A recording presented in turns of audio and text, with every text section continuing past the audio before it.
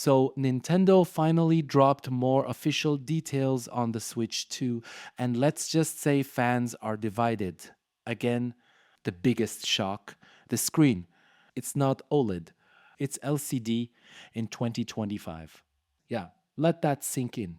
After the beautiful OLED version of the original Switch, everyone expected Nintendo to stick with it. I mean, it's brighter, has deeper blacks, better contrast, it just looks next gen. But instead, Nintendo pulled a curvy ball and they're going back to LCD. Now, the guy who's supposed to make us all feel better about it, Tetsuya Sasaki, the technical director for Switch 2, says the LCD they're using is way better than the one in the original Switch. Apparently, LCD tech has improved a lot, and get this, the screen supports HDR. Which sounds good until you remember the OLED Switch didn't even have HDR. So Nintendo's like, we're giving you HDR, that's better than OLED, right? And fans are like, wait, you downgraded the panel type but added HDR? What? It's confusing, it's weird, and it feels like a budget decision because let's be real, OLED is more expensive, and the Switch 2 already has a starting price of $450. Imagine if they went OLED on top of that. We're talking next gen console prices. So, yeah, Nintendo is trying to cut costs, but at what price to the user experience? Some fans are already saying they'll wait for the inevitable OLED version like the one we got years into the Switch's life cycle. Others are asking for a screen-less version.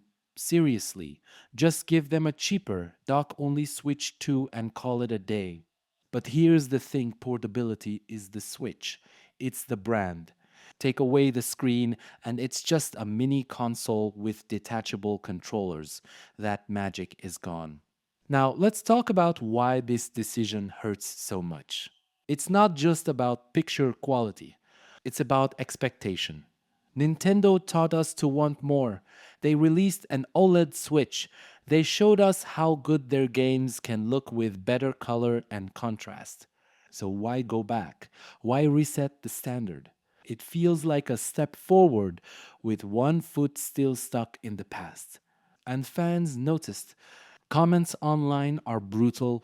People are calling it a missed opportunity, a cost cutting move that shows Nintendo is still playing by its own rules that don't always make sense in today's gaming world.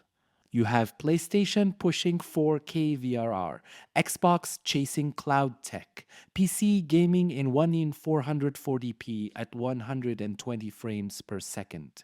Meanwhile, Nintendo is like, here's an LCD. It has HDR now. Please clap. And I get it. Nintendo's never been about raw specs. It's about games. It's about fun. But let's be honest, visuals are part of the experience too, especially when you're asking people to drop nearly $500. So now the question is, will this screen choice kill the Switch 2 hype? Or is this just another weird Nintendo move that we'll all forgive the second we boot up Zelda, Mario, or Metroid on it? Because here's the truth, Nintendo has a way of breaking rules, getting slammed for it, and then winning anyway. But this time, the fan backlash is real. The tech comparison videos are already dropping. The side by sides don't lie. And here we are wondering, did Nintendo just make the first mistake of the Switch 2 era? Or is there something we're not seeing yet? Time will tell. But if this is the screen we're stuck with, it better blow us away in motion. Because right now, fans are not happy. And honestly, I get it.